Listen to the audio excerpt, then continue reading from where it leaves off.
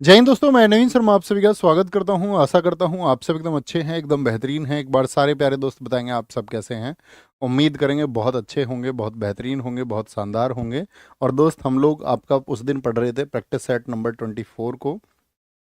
आप लोग जानती हैं उस दिन हमारे देश में एक दुखद घटना जो साथी अहमदाबाद में घटित हुई प्लेन क्रैश की वजह से। तो हमने फिर अपनी कक्षा को, जब हमको ये सूचना मिली थी, क्योंकि घटना तो पहले हुई थी लेकिन हमको सूचना तभी मिली, तो फिर हमने उसको कंटिन्यू नहीं किया था और आज हम उसको कंटिन्यू करेंगे। ठीक है, तो कितने क्वेश्चन हुए थे लास्ट टाइम बताएं जरा एक बार मुझे फटाफट से कमेंट सेक्शन में।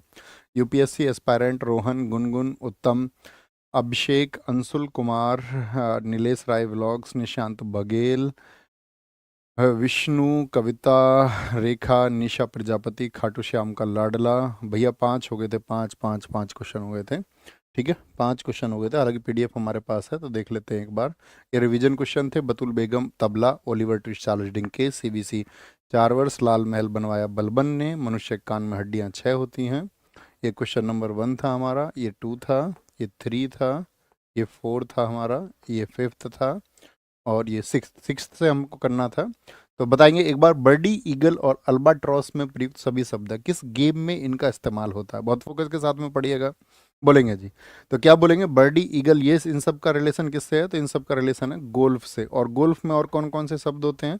तो क्या बोलोगे भैया, टी बॉक्स। टी बॉक्स बहुत पूछा जाता है। टी बॉक्स का संबंध किससे है? डफ का संबंध किससे है? डफ का। ठीक है, ईगल, ईगल तो लिखा ही हुआ, ईगल और अल्बाट्रॉस हो गया आपका। एप्रन शब्द का संबंध किससे है? एप्रन, तो ये भी इसी से संबंध है। बोगी किससे संबंध रखता है? तो ये भी गोल्फ से संबंध रखता है, गोल्फ से। अब मैं आपसे पूछूंगा, गोल्फ में होने वाले किसी एक कप का नाम बताइए, किसी ट्रॉफी का नाम बताइए। तो गोल्फ में कौन कौन सी ट्रॉफी होती हैं? तो गोल्फ में जो ट्रॉफी या कप होते हैं, ट्रॉफी या कप होते हैं, उसमें एक तो होता है वाकर कप। क्या होता है? वाकर कप होता है। एक आपका साथी सर्किट कप होता है, सर्किट कप होता है। एक डनहिल कप होता है, एक डनहिल कप होता है। ठीक है, वॉकर, सर्किट, डनहिल होता है। और बताइए और कौन कौन सा होता है? सर्किट। एक और होता है, हाँ, राइडर कप होता है। इसमें कौन सा? राइडर कप होता है, बहुत इंपॉर्टेंट है। तो ये सब किससे संबंधित है? ये गोल्फ से संबंधित है और बहुत बार पूछे जाते हैं। ठीक है, ऐसे ही हम आपसे पूछेंगे, शूटिंग के वर्ड बड़े इंपॉर्टेंट हैं। शूटिंग के मुझे बताओ, शूटिंग के कौन कौन से शब्द होते हैं? शूटिंग में एक तो पूछा जाता है बुल्स आई। ठीक है, क्या बोलेंगे? बुल्स आई, जिस पर निशाना लगाना होता है हमको, उसका जो सेंटर होता है, बुल्स आई हो गया। एक आपका लफ लग होता है, मज लफ लग का संबंध किससे है? तो वो भी आपका शूटिंग से है। ब्रिज गेम पूछा जाता है। ब्रिज गेम में जो साथी आपका शब्दावली होती है वो होती है डमी और मास्टर पॉइंट। क्या बोलोगे? डमी और मास्टर पॉइंट का संबंध किससे है? तो मास्टर पॉइंट का संबंध है आपका ब्रिज से। बिलियर्ड्स की अगर आपसे बात पूछे, बिलियर्ड्स, बिलियर्ड्स में साथी आपका बताओ, बिलियर्ड्स में किसका होता है? पुल का होता है। पुल क्यों होता है? क्यों स्टिक जो होती है, क्यों? कुशन होता है। क्या होता है? कुशन होता है। नेल्सन और हीव का संबंध किससे है? बताओ किस गेम से है? नेल्सन और हीव का संबंध किस गेम से है, ये आपको बताना है। नेल्सन और हीव, तो क्या बोलोगे? नेल्सन और हीव है रेसलिंग से, अर्थात आपका कुश्ती से संबंध रखते हैं। किससे? कुश्ती से संबंध उनका होता है। पोलो की बात बताइए जरा। पोलो में कौन कौन से दो वॉकेब पूछा आपके पूछे जाते हैं? मैलेट पूछा जाता है। मैलेट का संबंध किससे है? डिटूर का संबंध पूछा जाता है। डिटूर का संबंध किससे है? तो वो पोलो से है। पोलो में खिलाड़ी कितने होते हैं, बोलेंगे फटाफट से? निशा प्रजापति जी ने एकदम ठीक लिखा है, अदिति अशोक का संबंध है आपका गोल्फ से। बहुत शानदार।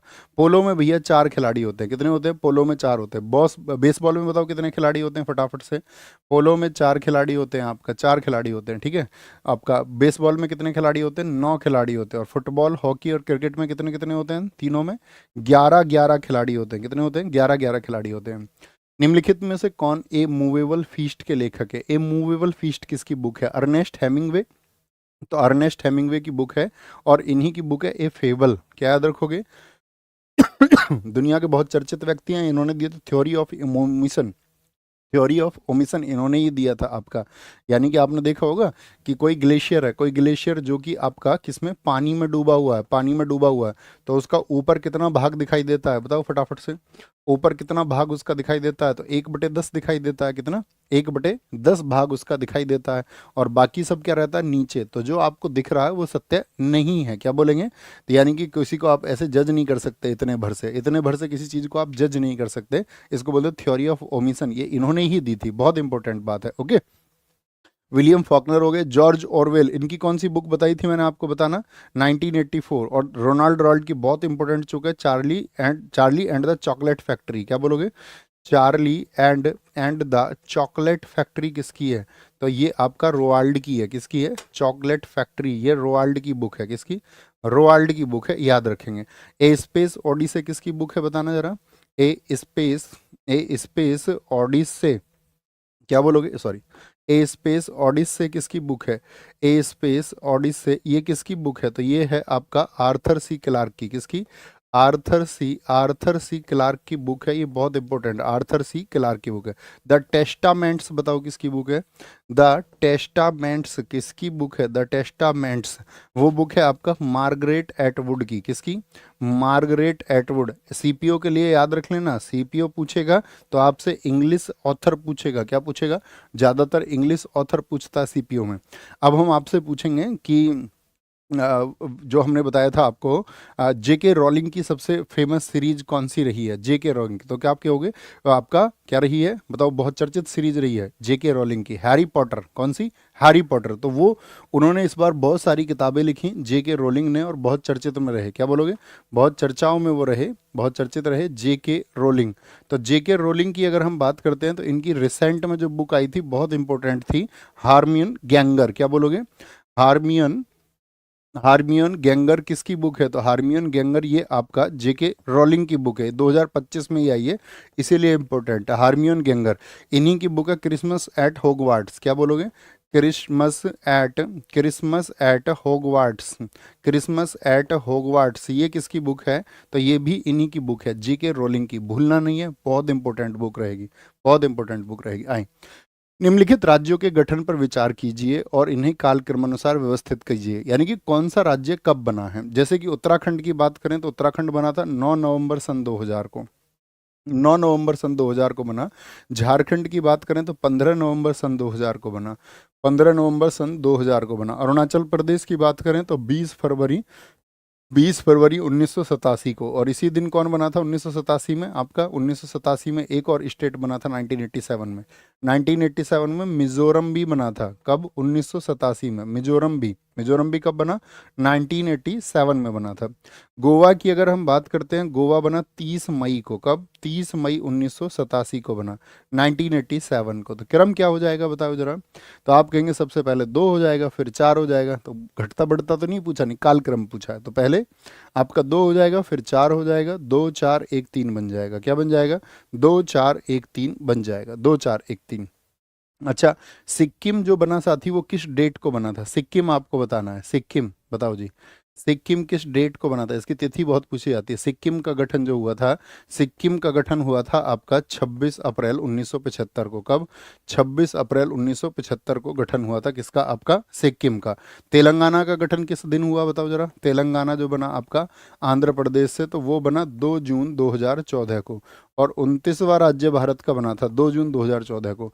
अब मुझे बताओ, आंध्र प्रदेश बहुत पूछा जाता है, आंध्र प्रदेश का गठन किस दिन हुआ था, तो आंध्र प्रदेश का गठन हुआ था आपका 1 अक्टूबर 1953 को, और लैंग्वेज के बेस पर, यानी कि लिंग्विस्टिक बेसिक्स पर, यानी कि आपका भाषाई आधार पर गठित पहला राज्य है।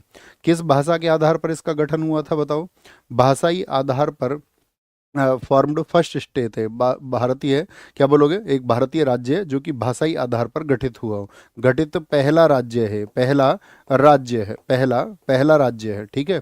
3 राज्य ऐसे हैं जो कि बने भारत में 21 जनवरी 1972 को, बताओ कौन कौन से हैं, 21 जनवरी 1972 को बने थे, त्रिपुरा, मेघालय और मणिपुर, क्या, त्रिपुरा, मेघालय और साथ ही आपका मणिपुर, ये बने थे आपका कब, 21 जनवरी को, क्या, 21 जनवरी को। तो इनकी भी डेट पूछी जाती है, निम्नलिखित में से किसका स्थापना दिवस एक ही है। अच्छा, एक बड़ा अच्छा क्वेश्चन पूछा जाता है, भारत के कितने ऐसे राज्य हैं जिनका स्थापना दिवस जो है वो 1 नवंबर है, क्या आप बता सकते हैं, 1 नवंबर स्थापना दिवस है। तो अगर आपसे कभी क्वेश्चन पूछे कि 1 नवंबर जो स्थापना दिवस है वो भारत में कितने राज्यों का है, तो स्थापना दिवस आप बोलना, एस्टैब्लिशमेंट डे जो है आपका, फॉर्मेशन डे, वो साथी एक तो 7 राज्यों का है, क्या बोलोगे, 7 राज्यों का, और 2 यूटी का है, किसका है, 2 यूटी, 2 यूटी में से आते हैं आपका पुडुचेरी और लक्षद्वीप, क्या आते हैं, 2 यूटी कौन से हैं, तो एक तो पुडुचेरी है, पुडुचेरी है और एक है आपका लक्षद्वीप, जो कि 1 नवंबर में बने थे। कब?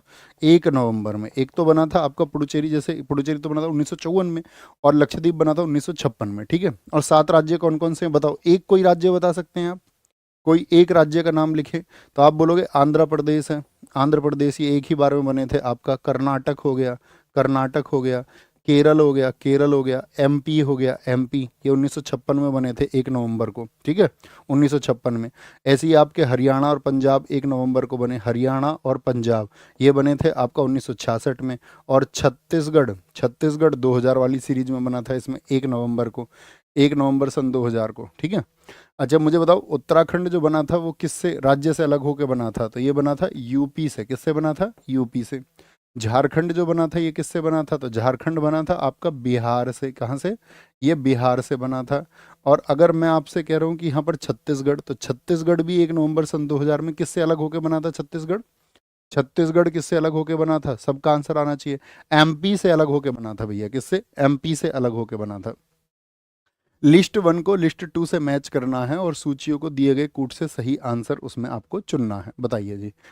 कोड ऑफ सिविल प्रोसीजर किस वर्ष में आया आपका? इंडियन पिनल कोड कब आया था आपका? तो ये तो सबको आसान लगता है कि बी का फोर्थ चुन लेंगे जी। बी का फोर्थ, तो बी का फोर्थ 2 में है, ठीक है। क्रिमिनल प्रोसीजर कोड पूछे आपसे या पुलिस एक्ट पूछ ले तो पुलिस एक्ट 1861 का, यानी डी का थर्ड होना चाहिए। तो क्या बोल देंगे? ऑप्शन ए एकदम से सही हो जाएगा। ऑप्शन ए एकदम से सही हो जाएगा। इन सबसे क्वेश्चन पूछे जाते हैं।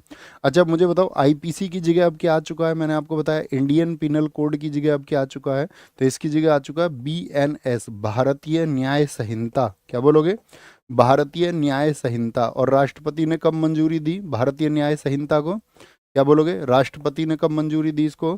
और जो क्रिमिनल प्रोसीजर कोड होता था उसकी जगह क्या आ गया? बीएनएसएस, बीएनएसएस, यानी कि भारतीय भारतीय नागरिक सुरक्षा संहिता। भारतीय भारतीय नागरिक सुरक्षा संहिता आ गई है इसकी जगह। मुझे बताओ राष्ट्रपति ने नागरिक सुरक्षा संहिता, राष्ट्रपति ने जो इनको मंजूरी दी वो कब दी थी? राष्ट्रपति ने जो मंजूरी दी, तो राष्ट्रपति ने मंजूरी दी थी, याद रखना, 25 दिसंबर 2023 को। लिखिए, राष्ट्रपति ने मंजूरी 25 दिसंबर 2023 को दी। और लागू कब से हुए? तो लागू हुए 1 जुलाई 2024 से। तो याद रख लेना ये जो दोनों के दोनों हैं ये लागू कब से हुए हैं? तो ये लागू हुए हैं आपका 1 जुलाई 2024 से ये लागू हुए हैं। 1 जुलाई 2024 से ये लागू हुए हैं। एक साथ ही भारत में लागू था आपका भारतीय साक्ष्य अधिनियम। मुझे बताओ वो किस वर्ष का था? भारतीय साक्ष्य अधिनियम किस वर्ष का था? भारतीय साक्ष्य अधिनियम, इंडियन एविडेंस एक्ट, भारतीय साक्ष्य अधिनियम, इसको बोलते थे इंडियन एविडेंस एक्ट, आईईए। ये होता था 1872 का, 1872 का, ठीक है। तो इसकी जगह भी क्या आ गया है अब आपका? इसको भी अपडेट कर दिया गया 2024 में। ओके। रिक्त स्थान को पहली बार किस भारतीय मुख्यमंत्री ने स्वतंत्रता दिवस पर राष्ट्रीय ध्वज फहराया था? मतलब पहले क्या मुख्यमंत्री को अधिकार नहीं था कि वो आपका स्वतंत्रता दिवस पर राष्ट्रीय ध्वज फहरा पाए? तो ये पहली बार पॉसिबल हुआ था 15 अगस्त 1974 को, ठीक है। और तमिलनाडु के सीएम थे, किसके? तमिलनाडु के सीएम थे जिनका नाम था आपका एम करुणानिधि, जिन्होंने एक किया, एम करुणानिधि थे। कौन थे? एम करुणानिधि थे, जिनकी वजह से ये पॉसिबल हो पाया। क्योंकि याद रख लेना जुलाई 1974 में केंद्र सरकार ने आदेश इसके लिए दिए थे। केंद्र सरकार के आदेश, इससे पहले नहीं होते थे आदेश, केंद्र सरकार के आदेश। और याद रख लेना गणतंत्र दिवस पर स्टेट में जो रिपब्लिक डे होगा, रिपब्लिक डे होगा, गणतंत्र दिवस पर कौन झंडा फहराएगा? जैसे 26 जनवरी पर कौन फहराते हैं? तो केंद्र में राष्ट्रपति और स्टेट में कौन? राज्यपाल। और स्वतंत्रता दिवस पर कौन झंडा फहराएंगे? यानी कि इंडिपेंडेंस डे पर, स्वतंत्रता दिवस पर कौन झंडा फहराएंगे? तो स्वतंत्रता दिवस पर जो झंडा फहराएंगे वो फहराएंगे सीएम। कौन? सीएम। और केंद्र में आपका प्रधानमंत्री फहराएंगे, प्रधानमंत्री। मुझे बताओ जो साथी हमारा जो आपका नेशनल फ्लैग कोड आया था, राष्ट्रीय ध्वज संहिता, वो किस वर्ष में आई थी? राष्ट्रीय ध्वज संहिता, जिसमें हर व्यक्ति को ध्वज फहराने का अधिकार मिला। इससे पहले वो अधिकार नहीं था, सिर्फ सरकारी कार्यालयों या आपका जो मुख्य भवन होते थे उन्हीं पर तिरंगा फहरता था। तो नेशनल फ्लैग कोड, इसको बोलते हैं एनएफसी। ये कब आया था? तो एनएफसी आया था, नेशनल फ्लैग कोड, आपका 2002 में। इससे संबंधित केस कौन सा है? तो वो केस है नवीन जिंदल केस। कौन सा? नवीन जिंदल, जो कि आपका उद्योगपति हैं, उन्होंने इसके लिए कहा था कि भाई हम जो है आपका अपनी इमारत पर इस तिरंगे को फहराएंगे। और ध्वज के बारे में साथी कोई ध्वज का अपमान करे तो उसको क्या बोलते हैं, जो आपका ध्वज के लिए है उसको बोलेंगे हम राष्ट्रीय राष्ट्रीय सम्मान और अपमान रोकथाम अधिनियम। राष्ट्रीय सम्मान सम्मान और अपमान रोकथाम अपमान अपमान रोकथाम रोकथाम अधिनियम ये किस वर्ष का है बताएंगे। रोकथाम अधिनियम ये किस वर्ष का है, किस वर्ष का है, तो क्या बोलेंगे, ये है आपका भैया 1971 का। क्या बोलेंगे, 1971 का, यानी कि प्रिवेंशन ऑफ डिसग्रेस और disrespect of national honour, prevention और आपका क्या बोलेंगे इसको, डिसग्रेस और डिसरेस्पेक्ट ऑफ नेशनल ऑनर। तो ये कब का है, 1971 का, 1971 का। बहुत बढ़िया जी, बहुत शानदार। आगे संविधान आपका अधिनियम में किस संशोधन के फलस्वरूप भारत में राष्ट्रीय न्यायिक नियुक्ति आयोग की स्थापना हुई। राष्ट्रीय न्यायिक नियुक्ति आयोग, जिसको एनजेएसी बोलते हैं, national judicial appointment commission, NJAC.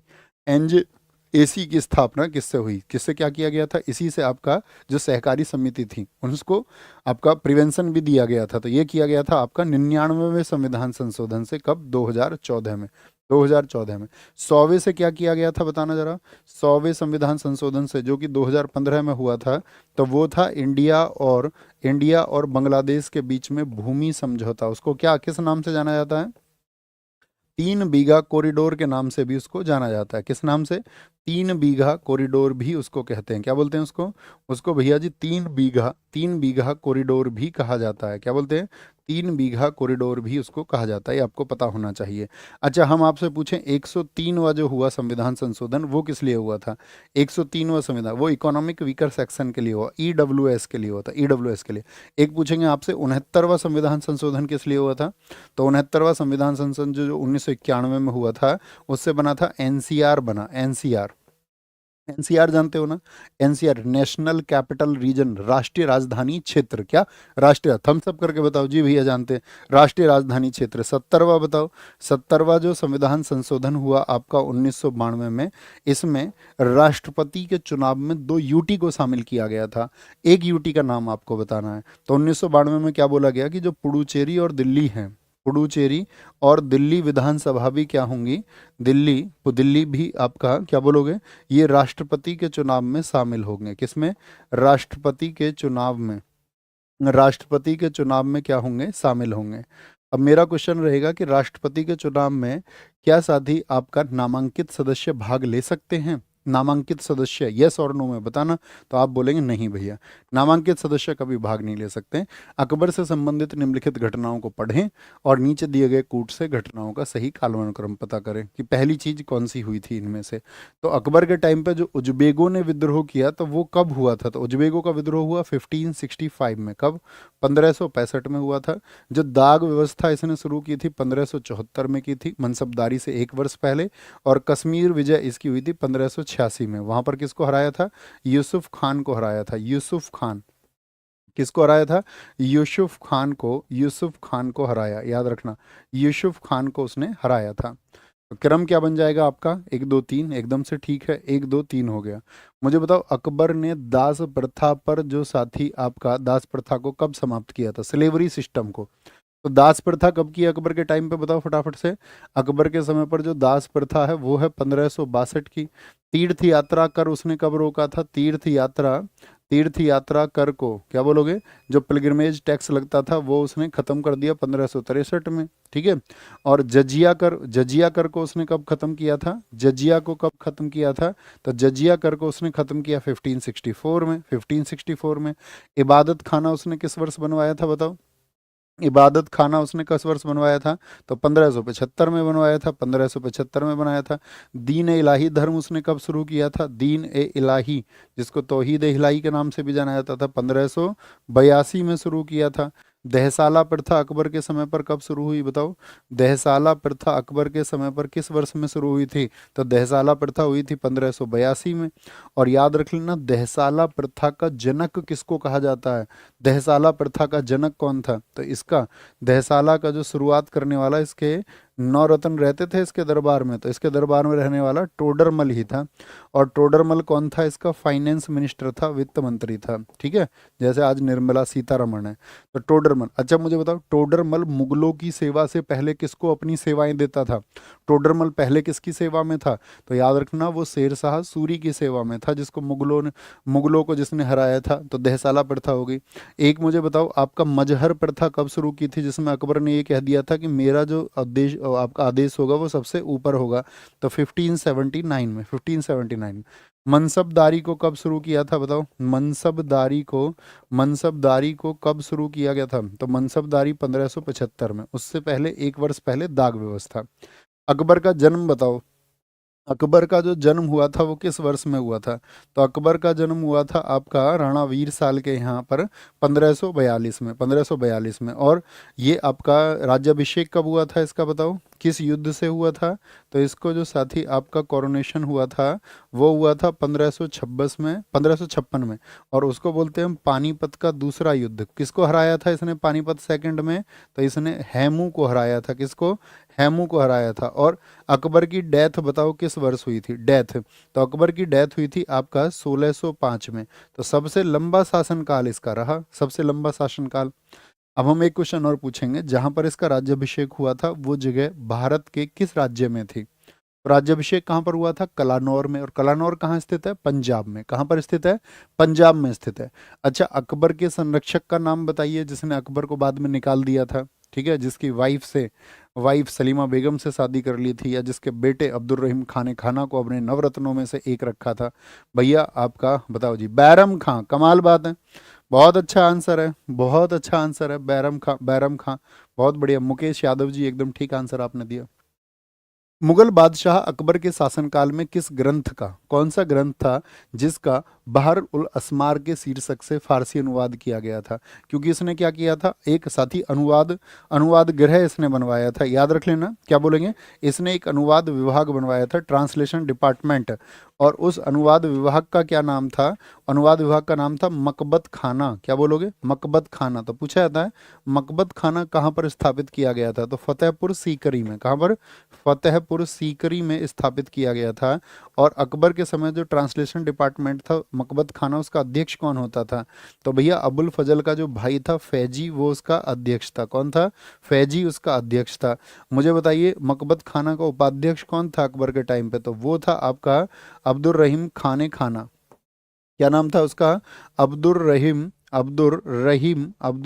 खाने खाने खाना। तो ये किसका बेटा था? ये आपका जो बैरम खां है इसका संरक्षक, उसी का बेटा था, उसी का बेटा था। अच्छा मुझे बताइए, तो क्या पूछा है? बहर उल असमार के नाम से। तो बहर उल असमार के नाम से साथी राजतरंगिणी। तो राजतरंगिणी को लिखा किसने लिखा है? कलहण ने लिखा है, कलहण ने लिखा है, ठीक है, कलहण ने लिखा राजतरंगिणी को। और इसमें क्या है राजतरंगिणी में? तो कलहण ने इसमें लिखा है कश्मीर का इतिहास 1151 तक का। कश्मीर का इतिहास अगर आपको जानना है सन 1151 का, तो आपको पढ़ना पड़ेगा किसको? राजतरंगिणी को पढ़ना पड़ेगा। और इसका जो अनुवाद हुआ आपका बहम उल असमार के नाम से, जो अनुवाद हुआ वो अनुवाद किसने किया था? वो किया था मोहम्मद साहबादी ने। किसने? मोहम्मद साहबादी ने अनुवाद किया था। मोहम्मद साहवादी ने इसका क्या किया? अनुवाद किया था, मोहम्मद साहवादी ने, ठीक है, साहवादी ने। योग वशिष्ठ की अगर हम बात करें, कोई पंचतंत्र बहुत इंपॉर्टेंट है। पंचतंत्र को किसने लिखा है? विष्णु शर्मा ने। किसने? विष्णु शर्मा ने इसको लिखा है। किसने? विष्णु शर्मा ने लिखा है। और याद रख लेना, इसी का जो फारसी अनुवाद है उसका क्या नाम है? तो इसी का जो फारसी अनुवाद है उसका नाम है, उसका फारसी ट्रांसलेशन है, उसी का नाम है अनवर ए सुहेली।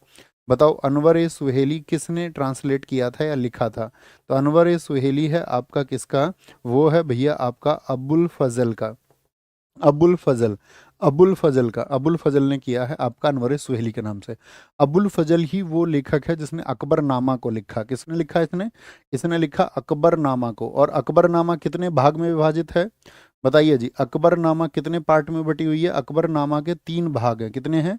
इसके 3 भाग हैं, 3 भाग। और जो तीसरा भाग है, यानी कि जो थर्ड पार्ट है इसका, थर्ड पार्ट, उसको बोला जाता है आईने अकबरी। क्या बोला जाता है? आईने अकबरी उसको कहा जाता है, आईने अकबरी। जैसे पहले पार्ट में क्या है, इसमें अकबर के पूर्वज है, एंसेस्टर्स ऑफ अकबर है, अकबर के पूर्वज है, अकबर के पूर्वज है, ठीक है। और दूसरे में क्या है, अकबर का शासन काल है, कि अकबर ने जो शासन किया, अकबर का शासन काल है, शासन काल है।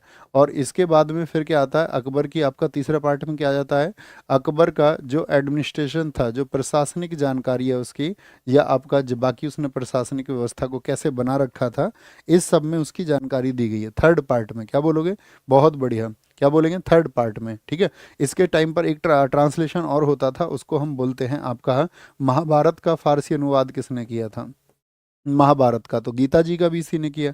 महाभारत का जो फारसी अनुवाद था वो किसने किया था, तो महाभारत का जो फारसी अनुवाद था वो किया कादिर बदायूनी ने। किसने, कादिर कादिर बदायूनी ने किया था भैया, कादिर बदायूनी ने किया था क्या, आपका महाभारत का फारसी अनुवाद। ओके, तो नेक्स्ट आगे आ जाइए। अकबर के विरुद्ध जौनपुर से फतवा जारी करने वाले उलेमा का सदस्य कौन था, अकबर के विरुद्ध जो आपका आपका जारी किया था वो किया था मुल्ला याजदी ने। किसने, मुल्ला याजदी ने। और ये क्या बोलेंगे, जब वो आपका बंगाल में बादशाह बन गया था आपका, ठीक है, बंगाल में बादशाह, तो उसके बाद में, ठीक है। तो ये कब जारी हुआ था अकबर के खिलाफ, 1579 में, जब उसने मजहर को, क्या बोलेंगे, मजहर को जारी किया था। तो उस हज यात्रा के दौरान, हज यात्रा के कारण लिख लीजिए, या 1579 के मजहर के कारण, मजहर के कारण, ठीक है। फिर अकबर के विजय अभियान भी इसी समय के हैं। अकबर की अगर हम बात करें, आपका जो उसके विक्ट्री एक्सपेडिशन थे, विजय अभियान थे, तो विजय अभियानों में मुझे बताओ मालवा किस वर्ष में जीता था, मालवा विजय अकबर की कब हुई थी, ये क्वेश्चन बड़े पूछे जाते हैं। अकबर की जो मालवा विजय हुई थी वो कब हुई थी, 1561 में हुई थी। मुझे बताओ जो उसने आमेर को जीता था, आमेर विजय उसकी कब हुई थी, 1562 में हुई थी। चित्तौड़ विजय कब हुई थी, बताओ जरा फटाफट से, चित्तौड़ विजय, तो चित्तौड़ विजय हुई थी 1568 में। और 1568 में आपका हल्दी घाटी का युद्ध बताओ किस वर्ष में हुआ, हल्दी घाटी का युद्ध, जिसमें महाराणा प्रताप जी ने क्या बोलेंगे आपका संघर्ष किया था, हल्दी घाटी का युद्ध, ये 1576 का है, 1576 का, याद रख लेना। एक पूछा था अकबर का सबसे चर्चित उसका द्रुतगामी अभियान, जिसने उसने सबसे तेज किया था, तो गुजरात अभियान उसका कब हुआ था बताओ, गुजरात विजय बोल दे या गुजरात अभियान उसको बोल दें। गुजरात अभियान उसने कब किया था, तो 1571-72 में किया था, 1571-72 में किया था। और इसी अभियान पर उसने क्या बनवाया था, बुलंद दरवाजा, क्योंकि यहाँ जीत के आया हो, बुलंद दरवाजा उसने बनवाया था, बुलंद दरवाजा, ठीक है। मुझे बताओ अकबर का जो अंतिम अभियान था वो किस वर्ष में था, अंतिम अभियान, अंतिम अभियान उससे पहले भी बताएंगे अभी। अंतिम अभियान था उसका 1601 में, या 1601 कह सकते हैं उसको, असीरगढ़ का अभियान। क्या, असीरगढ़, असीरगढ़ किला, ये उसकी अंतिम विजय थी, अंतिम विजय। इससे पहले उसने साउथ में अहमदनगर और बीजापुर को जीता था। अहमदनगर और बीजापुर उसने कब जीते थे बताओ, अहमदनगर और बीजापुर पर अकबर ने कब अभियान किए थे, तो अहमदनगर और बीजापुर पर उसने अभियान किए थे आपका 1600 में। कब, 1600 में। कोई बता सकता है कि, तो बता दिया मैंने कश्मीर अभियान तो 1586। सिंध अभियान कोई बता सकता है अकबर का, सिंध अभियान किस वर्ष में हुआ था अकबर का, ये आपसे मेरा प्रश्न है, सिंध अभियान बताओ जी फटाफट से, पढ़ें प्रश्न को। अकबर के दरबार के महानतम चित्रकारों में से एक जिसे बादशाह ने टकसाल का अधिकारी नियुक्त किया था वो कौन था, बोलेंगे भी फटाफट से, बिल्कुल हो जाएगा, राम बहादुर यादव जी, बिल्कुल होगा। 1591 जिन साथियों ने लिखा है, अंकित जाट, वेरी गुड, प्रिया निषाद, दीपक कुमार साहा, कि भैया सिंध अभियान उसका 1591 का था। तुम्हारे आंसर से साथी अपने को गर्व महसूस होता है कि हाँ आपके अंदर कुछ जान है। तो क्या बोलेंगे, जिसे बादशाह ने टकसाल का अधिकारी बनाया तो वो था दसवंत, क्या बोलोगे, वो दसवंत था। और याद रखना दसवंत ही है जिसका मानसिक संतुलन बिगड़ गया था, और इसने क्या कर लिया था, आत्महत्या कर ली थी, मानसिक संतुलन की वजह से, संतुलन की वजह से नहीं करेगा, बिगड़ने की वजह से, क्या बोलोगे, मानसिक संतुलन बिगड़ने की वजह से इसने क्या कर ली थी, वजह से इसने आत्महत्या कर ली थी, क्या बोलेंगे, आत्महत्या इसने कर ली थी, किसने, दसवंत ने कर ली थी, दसवंत ने। ओके, एक इसके समय पर आपका था, आपको याद होगा अब्दुस समद, क्या बोलोगे, अब्दुस समद भी इसी के समय पर था, हाँ जी, अब अब्बू दस नहीं, अब्दुस समद, अब्दुस अब्दुस समद। तो अब्दुस समद क्यों इंपॉर्टेंट है, क्योंकि उसको साथ ही उसने क्या किया था, आपका मुल्तान का दीवान बनाया था। तो किस चित्रकार को मुल्तान का दीवान बनाया, मुल्तान का दीवान बनाया था, तो अब्दुस समद को बनाया, अब्दुस समद को, ठीक है। अकबर के समय पर एक साथी चांदी का चौकोर सिक्का चला था, बताओ उसका क्या नाम था। चांदी का जो चौकोर सिक्का चला, चौकोर सिक्का अपने नाम पर ही चलाया था, तो इसका क्या नाम था, जलाल। तो उसी नाम पर इसने एक कॉइन जारी किया था, इसको बोलते थे जलाली। क्या बोलोगे, जलाली। अकबर के टाइम पर एक सोने का सिक्का जारी हुआ था। अकबर के टाइम पर जो सोने का सिक्का था, कॉइन ऑफ गोल्ड, उसका क्या नाम था, उसका नाम था संसब। क्या बोलोगे, संसब। और कितने का था ये भैया 1 किलो का था। क्या बोलेंगे, ये आपका भैया 1 किलो का था। क्या बोले, 101 तोले का था, तो लगभग 1 किलो बोल सकते हैं। बसावन बात करें, ये भी किसके टाइम पर था, तो ये भी अकबर के टाइम पर था। ये भी अकबर के समय के श्रेष्ठ चित्रकारों में से एक था, श्रेष्ठ चित्रकारों में से एक था। Okay, next. निम्नलिखित कवियों में से अकबर ने किसे मलिक उस सोरा की पदवी प्रदान की थी। मलिक उस सोरा, मलिक उस सोरा की पदवी बताओ जी। मलिक उस सोरा किसको कहा था, अस्की को, कुदसी को, फैजी को, या फिर फरेबी को कहा था। किसको कहा था उसने, तो हमारा आंसर आएगा यहाँ पर, उसने फैजी को। ये अबुल फजल का भाई है। और कौन था अकबर के टाइम पर जो उसका गणित का अध्यापक था, तो ये गणित का अध्यापक था। कौन था, गणित का टीचर था, गणित का टीचर था, याद रख लेना। मलिक उस सोरा का मतलब होता है महाकवि, महाकवि। इसके समय पर आपको बताओ मुझे, कवि प्रिय इसने किसको कहा था, कवि प्रिय। तो कवि प्रिय की टाइटल जिसने दिया था, कवि प्रिय की जो उपाधि थी वो किसने दी थी, बताओ जी। मतलब किसको दी थी, तो वो दी थी इसने आपका बीरबल को। किसको, बीरबल को दी थी कवि प्रिय की उपाधि, कवि प्रिय की उपाधि। मुझे बताओ, ब्रह्मा उपनाम से कौन कविता लिखता था। ब्रह्मा उपनाम से कविता लिखने वाला वो बीरबल ही था। कौन था, वो भैया बीरबल ही था, बीरबल ही था। अकबर बहुत सम्मान देता था विद्वान लोगों को। अच्छा, जो आपका एक जैन इनके समय पर आचार्य थे, जैन आचार्य जिनका नाम था आपका हरि विजय सूरी। क्या, हरि हरि विजय सूरी। इनको क्या टाइटल दिया था इसने, हरि विजय सूरी को, तो हरि विजय सूरी को टाइटल दिया था जगत गुरु। क्या, अकबर के द्वारा उनको जगत गुरु की उपाधि दी गई थी, जगत गुरु की। और युग प्रधान की किसको दी थी बताओ। युग प्रधान की जो उन्होंने टाइटल दिया था अकबर ने, तो युग प्रधान का टाइटल दिया था किसको, जिन चंद्र सूरी को। किसको, जैन आचार्य ही थे जिन चंद्र सूरी, जिन चंद्र सूरी, ठीक है, जिन चंद्र सूरी। क्या दे दिया, युग प्रधान। एक क्वेश्चन पूछा जाता है, बताओ जरा, जनरल क्वेश्चन पूछे तुमसे। अकबर ने जो साथी आपका सूर्य नमस्कार सीखा था वो किससे सीखा था, कौन बताएगा। सूर्य नमस्कार एक पारसी व्यक्ति से सीखा था। तो अकबर ने सूर्य नमस्कार, परफेक्ट सा आंसर आए जो तुम्हें सिखाया और पढ़ाया है, क्या बोलोगे, दस्तूर जी राणा, दस्तूर जी, दस्तूर जी राणा, दस्तूर जी राणा। कोई टॉपिक लगा करे कि जीएस में पढ़ना है, हिस्ट्री में, तो उसको टाइप कर लिया करो, यूट्यूब पे जाके अपना नाम लिख दो, टॉपिक आपके सामने आ जाएगा। अंकित एकदम ठीक आंसर है दोस्त। बताओ, अकबर किनकी चप्पलों को अपने सिर पर उठाया करता था, कौन से गुरु थे, कौन से गुरु थे जिनको वो सम्मान देता था बहुत। टीचर आपको पता ही होना चाहिए इसके, अकबर के टीचर कौन कौन थे। एक तो जो मैंने सिराजी की कहानी आपको बता रखी है क्लासेस में, एक हमने आपको बता रखा है अब्दुल नबी की चप्पलें उठाता था, गुल सबा एकदम ठीक आंसर है, एकदम ठीक आंसर है बहन। दीन इलाही अकबर की मूर्खता का स्मारक था, बुद्धिमत्ता का नहीं। मतलब जो उसने दीन इलाही यानी तौहीद ए इलाही को शुरू किया, वो उसकी बुद्धिमती का स्मारक नहीं है। यह कथन किसका है, तो ये कथन है आपका वीए स्मिथ का, विंसेंट स्मिथ का कथन है, विंसेंट स्मिथ का। आपको पता होना चाहिए दीन इलाही कितने लोगों ने अपनाया था, तो इसको कुल ही 19 लोगों ने अपनाया। क्या बोलोगे, 19 लोगों ने इसको अपनाया था। क्या बोलेंगे, और देह क्या था, इसका उद्देश्य क्या था, तो एक स्थापना करना चाहता था ये सुलह कुल नीति की। क्या बोलोगे, तो बहुत बार पूछा जाता है सुलह एक कुल नीति को किसने प्रत्याशित किया था, तो कौन था, अकबर था, अकबर था।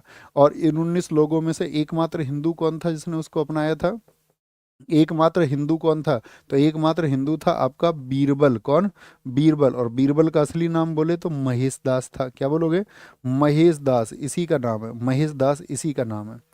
अच्छा, अकबर के समय पर एक आई थी आपका जब्ती प्रणाली, उसको किसने आपका इंट्रोड्यूस कराया था बताओ। तो जब्ती प्रणाली किसने इंट्रोड्यूस कराई थी भूमि के लिए, जब्ती प्रणाली। तो ये किसकी थी, ये टोडरमल करता था इन सारे कामों को, टोडरमल। और टोडरमल ने क्या बोलेंगे अकबर के टाइम पे भूमि के कितने प्रकार बताए थे, तो भूमि के इसने 4 प्रकार बताए, और 4 प्रकार से बांट दिया 10 साल का एनालिसिस करके। जिसमें से पहली भूमि उसने बताई थी कि ये पोलज भूमि है, पोलज, ठीक है, पोलज भूमि होती है। दूसरी भूमि बताई थी आपका परती भूमि, परती। तीसरी भूमि बताई थी चाचर भूमि, चाचर भूमि। और चौथी भूमि बताई थी आपका बंजर भूमि, जिस पर खेती ही ना होती हो, एक चाचर भूमि 4-5 साल के लिए, आपका प्रति भूमि जिसको छोड़ दिया जाए आपका 1-2 साल के लिए। पोलज क्या थी? ये उपजाऊ भूमि थी, ये एक फर्टाइल लैंड था बहुत ज़्यादा। अकबर के समय पर भूमि विभाजन में सबसे उपजाऊ भूमि कौन सी थी? तो बंजर तो आप जानते ही हैं, और पोलज भूमि हो गई। अच्छा बताओ, अकबर के समय पर जो भू लगान लिया जाता था, अकबर के समय पर जो भूमि लगान लिया जाता था, क्या बोलेंगे? बोलेंगे भाई फटाफट से। भैया आंध्र प्रदेश की स्थापना 1 नवंबर 1956 को है। क्या हो गया बच्चे? आंध्र प्रदेश की स्थापना में क्या गड़बड़ हो गई बताओ मुझे जरा। भैया 1956 गलती से लिख गया है, नहीं 1956 ही होना चाहिए बच्चे, कैसे गलत लिख जाएगा? बताओ कहाँ पर है, कहाँ पर गलत लिखा है? 1 नवंबर। अरे बच्चों मैंने 1 नवंबर बस स्थापना दिवस बताए हैं। यहाँ पर मैंने बताया हरियाणा पंजाब ये आपका 1966 के हैं, छत्तीसगढ़ 2000 में बना, ये सब 1956 में बने हैं। सारे के सारे 1956 में बने हैं, क्या दिक्कत है? 1956 एकदम से सही है। हाँ, बोलो भी फटाफट से। इसकी बात कर रहे हैं बच्चे, ये आपका भाषाई आधार पर गठन हुआ था पहले, फिर क्या हुआ था? फिर इसका मतलब आपने राज्य पुनर्गठन अधिनियम को नहीं पढ़ा है। राज्य पुनर्गठन अधिनियम आया, उसमें क्या था, 14 राज्य और 6 बनाए गए थे, वो 1956 में आई थी रिपोर्ट, 1956 में। तो ये उसके आधार पर पुनर्गठन हुआ, उसके आधार पर ये पुनर्गठन है। ये क्या है? ये पुनर्गठन है, ओके। उसके लिए आपको पुनर्गठन पढ़ना पड़ेगा, जो आया था आपका 1956 में। 1956 में ऐसा नहीं काम चलेगा, बेसिक चीज़ें पता होनी चाहिए। उल्लू कहलाओगे नहीं दुनिया में। अकबर के शासनकाल में ध्रुपद गायकों में कौन सम्मिलित थे? ध्रुपद गायक कौन कौन से थे बताओ जी। तो अकबर के टाइम पर ध्रुपद गायक तानसेन था, तानसेन। तानसेन का असली नाम बताना क्या था? तानसेन का असली नाम क्या था? मैं भूल गया, आपको पता होना चाहिए। हाँ, रामतनु पांडे था, आ गया ना, रामतनु पांडे। क्या था? रामतनु पांडे इसका नाम था। इसके साथ में एक रहता था बैजू बावरा, बावरा है बावरा, बैजू बावरा। गुरु बताओ इनके कौन थे? तो तानसेन के गुरु कौन थे? हरिदास इनके गुरु थे। हरिदास कौन थे? इनके गुरु थे। तो सूरदास रहते थे कि अकबर के टाइम पे? आप कहोगे हाँ जी, सूरदास भी रहते थे। सूरदास ने लिखा ना वहाँ पर, सूर सागर, सूर सारावली, सूर सावरावली, आपका साहित्य लहरी, साहित्य लहरी। ये किसकी रचनाएं हैं? ये सब आपका भगवान कृष्ण को लेकर के सूरदास की रचनाएं, क्योंकि भक्ति उनके थे, ठीक है, भगवान श्री कृष्ण के। तो विलास खां, विलास खां इनके दरबार में रहते थे कि? आप कहोगे नहीं, विलास खां रहे इनके बाद में। तो 1 2 3 क्या बोल देंगे? 1 2 3 हो जाएंगे आपका। अच्छा मुझे बताओ, जो तानसेन की रचनाएं हैं, तानसेन ने कौन सी रचना लिखी थी? तानसेन की रचना का नाम लिखो, तानसेन की। तानसेन की रचना बहुत पूछा आता था एसएससी के द्वारा। तो इन्होंने लिखी मियाँ की मल्हार। क्या लिखी? मियाँ की मल्हार, मियाँ की मल्हार। और साथ में आपका मियाँ की टोडी। क्या बोलोगे? मियाँ की टोडी। ये किसकी रचनाएं है? मियाँ की टोडी। तो ये तानसेन की रचनाएं हैं, किसकी हैं? तानसेन की। एक बहुत इंपॉर्टेंट लिखी है उन्होंने, रागमाला। क्या बोलोगे? रागमाला। मुझे बताओ, जो तानसेन है वो कौन से वाद्य यंत्र को बजाता था? कौन सा म्यूजिकल इंस्ट्रूमेंट? मैंने इसी क्लास में आपको बताया है। तो क्या बोलोगे? अकबर और ये दोनों रबाब वाद्य यंत्र को बजाते थे। किसको? रबाब वाद्य यंत्र को। आप मुझे बताओ कि इसकी जो समाधि है, जो समाधि है यानी किस स्टेट से संबंध है तानसेन का? स्टैटिक जीके में भी आप पढ़ते होंगे कि आपका क्या बोलेंगे, किस स्टेट से संबंध है? तो बोलो भी फटाफट से, फटाफट से बोलेंगे, सारे दोस्त आंसर करें। बहुत बढ़िया। और आप सब लोगों के लिए एक खुशी की बात है ना, चीयर अप लिखना, चीयर अप। ये जो आने वाली 1 तारीख होगी आपका, 1 तारीख, एक एक क्या आने वाला है अब? जुलाई। और 1 जुलाई मतलब जुलाई का जो फर्स्ट वीक होगा, मतलब जो मंडे आएगा, फर्स्ट वीक जो मंडे आएगा ना, पहला मंडे, उस मंडे को हम आपका यूट्यूब पे स्टैटिक जीके को शुरू कर रहे हैं। बड़े धैर्य से पढ़ने के लिए तैयार रहना। और मतलब अंतिम होगा ये तुम्हारे लिए, अंतिम। क्या बोलेंगे? आपका स्टैटिक जीके। बोलो भी फटाफट से। अगर अभी भी खुशी नहीं हुई तो कभी नहीं होगी। सर गर्मियों को जाने दीजिए, उसके बाद शुरू करेंगे। ये सही है। बहुत बढ़िया। खेत में नहीं शुरू कर रहे हैं हम इसको, है ना। क्या बोलोगे? आपका 1 2 3 हो गया। अब यहाँ पर क्वेश्चन पूछेंगे, नवरत्न के नाम बताओ। एक एक नवरत्न का नाम लिखो, अकबर के का किसी एक का, और कमेंट सेक्शन पढ़ो। क्या बोलेंगे? पहला तो एक तो बीरबल है, बीरबल है, बीरबल है, ठीक है। बीरबल है आपका। तो बीरबल के बारे में तो आप जानते ही, नवरत्नों में एक इंपॉर्टेंट आता है आपका, याद रखना, अबुल फजल। अबुल फजल तो हम आपको बता ही चुके, अकबरनामा के लिए पूछा था। अबुल फजल की हत्या किसने करवाई थी? इसकी हत्या अकबर के बेटे जहांगीर ने, अकबर के किस नवरत्न की हत्या है? उसके बेटे जहांगीर ने करा दी थी, सलीम ने करा दी थी, सलीम ने। ठीक है। एक मुझे बताओ, बाबर नामा का जो फारसी अनुवाद किया था, इसके किस नवरत्न ने किया था? बाबर नामा का फारसी अनुवाद। अच्छा, बाबरनामा फारसी में नहीं लिखी गई थी? तो बताओ बाबरनामा किस में लिखी गई थी भैया? चगताई तुर्क में लिखी गई थी, बताओ। तो बाबरनामा का जो फारसी अनुवाद किया था वो किया था अब्दुल रहीम ने। किसने? अब्दुल रहीम ने किया था, अब्दुल रहीम खाना ने किया था। अकबर के समय पर जो रसोई का प्रभार संभालता था, तो प्याजा, मुल्ला दो प्याजा, मुल्ला दो प्याजा, इस पर रसोई का प्रभार रहता था। ठीक है। और आपका एक था इसका, अकबर के टाइम पे जो गृह मंत्री था वो कौन था? होम मिनिस्टर कौन था? तो होम मिनिस्टर था इसका धार्मिक मामलों में फकीर अजी उद्दीन। कौन? ये भी इसका एक आपका नौ रत्नों में से एक है, फकीर अजी उद्दीन, याद रख लेना। फकीर अजीउद्दीन, याद रखना। धार्मिक मामलों का सलाहकार कौन था? और गृह मंत्री कौन था? और गृह मंत्री कौन था? तो ये आपका आंसर आना चाहिए। कोई दिक्कत, कोई परेशानी?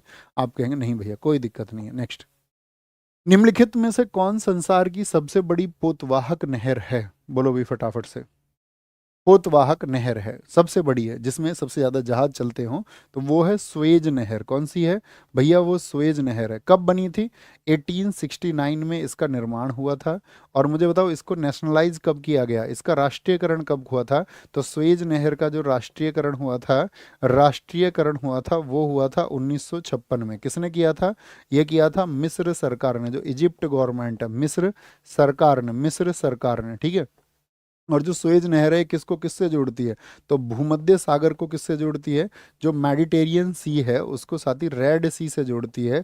भूमध्य सागर और लाल सागर को जोड़ती है, ये दोनों पूछी जाती हैं। लाल सागर को जोड़ती है। तो एक पनामा नहर है, वो भी बहुत पूछी जाती है। ठीक है। पनामा नहर किस किस को जोड़ती है बताओ? पनामा नहर किस किस को जोड़ती है? पनामा नहर, तो पनामा नहर आपका अटलांटिक और प्रशांत को, अटलांटिक और आपका पैसिफिक को, अटलांटिक और प्रशांत महासागर को जोड़ती है आपका पनामा नहर। मुझे बता सकते हैं आप, जो स्वेज नहर है उसकी टोटल लंबाई कितनी है? बहुत बार कॉम्पिटेटिव एग्जाम में पूछा जाता है। स्वेज नहर की लंबाई है 193 किलोमीटर। क्या बोलोगे? 193 किलोमीटर, 193 किलोमीटर है। ओके।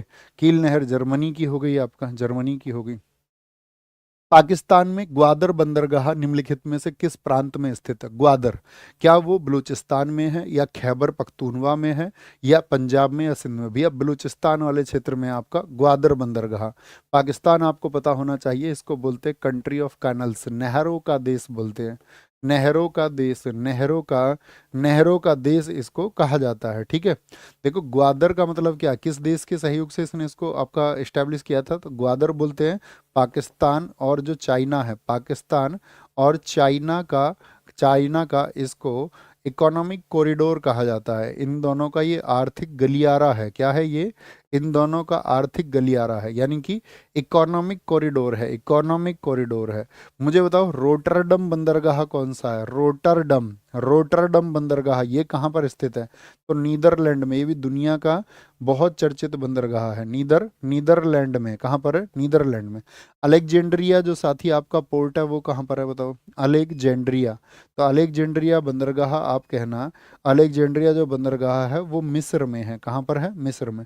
सेंटोस बंदरगाह बताओ कहाँ पर है? सेंटोस पोर्ट कहाँ पर है? तो सेंटोस बंदरगाह है आपका ब्राजील में। और विश्व का सबसे बड़ा कॉफी पोर्ट इसको कहा जाता है, लिखो।